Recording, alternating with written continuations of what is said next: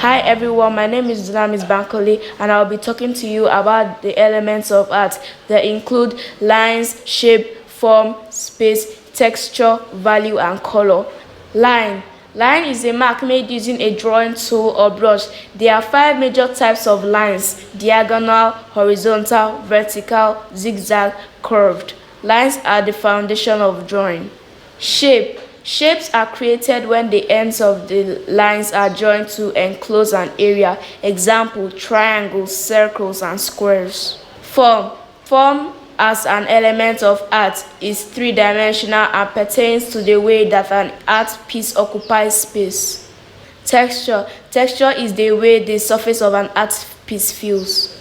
Value. Value as an element of art deals with the lightness or darkness of a color. Color. Color is present when light strikes an object and reflects back into the eye. Space. Space refers to the area within, around, above, or below an object or objects. The area around the primary object in a work of art is known as negative space, while the space occupied by the primary object is known as positive space.